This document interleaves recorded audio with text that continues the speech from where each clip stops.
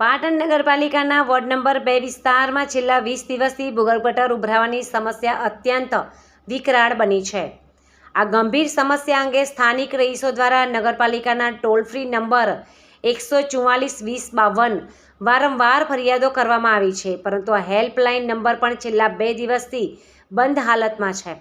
સ્થાનિક રહીશોએ ચૂંટાયેલા કોર્પોરેટર અને નગરપાલિકા તંત્રને રૂબરૂમાં વારંવાર રજૂઆત કરવા છતાં તંત્રના બહેરા કાને આ વાત અથડાઈ નથી અને સમસ્યાનો કોઈ ઉકેલ આવ્યો પણ નથી।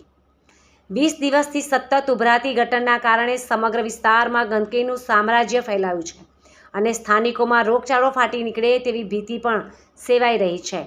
આ વિસ્તારની મુખ્ય સોસાયટીઓ જેવી કે Yashnagar society, Priya residency, Shantikunj bungalows, Pallavi park society, Bhairav 1 અને ભૈરવ 2 આ તમામ સોસાયટીના રહીશો અને નિર્દોષ નાગરિકોને રોજબરોજ ગટરના ગંદા પાણી અને દુર્ગંધની વચ્ચેથી પસાર થવા મજબૂર બનવું પડ્યું છે।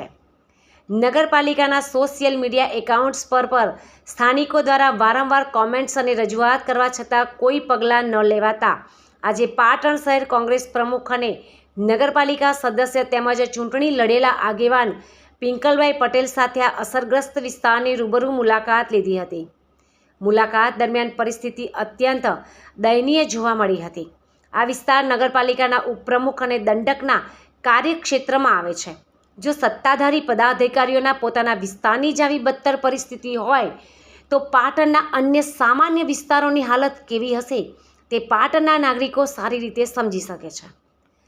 પાટણ શહેર કોંગ્રેસ પ્રમુખ અને નગરપાલિકાના સદસ્ય તરીકે અમારી માંગણી છે કે પાટણ નગરપાલિકા તંત્ર પોતાની કુંભકર્ણ નિંદ્રામાંથી જાગે અને વોર્ડ નંબર 2ના રહીશોના આરોગ્ય હિતમાં આ ભૂગર્ભ ગટરની સમસ્યાનો તાત્કાલિક અને કાયમી ઉકેલ લાવે। જો આગામી દિવસોમાં આ સમસ્યા હલ નહીં થાય તો કોંગ્રેસ દ્વારા જનહિતમાં ઉગ્ર આંદોલન કરવાની ફરજ પડશે।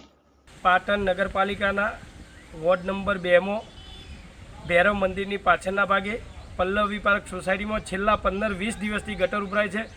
વારંવાર અહીંના સ્થાનિક રહીશો દ્વારા કોર્પોરેટરોને પણ જાણ કરવામાં આવી છે, તેમ છતાં આજે 15-20 દિવસથી આ સમસ્યાનો કોઈ ઉકેલ આવ્યો નથી। ત્યાંના રહીશોએ અમને ટેલિફોનિક જાણ કરતાં આજ સવારે અમે અહીંયા આવ્યા તો અત્યારે ગંભીર પરિસ્થિતિ છે। 1 કિલોમીટર જેટલું પાણી ભરાયેલું છે।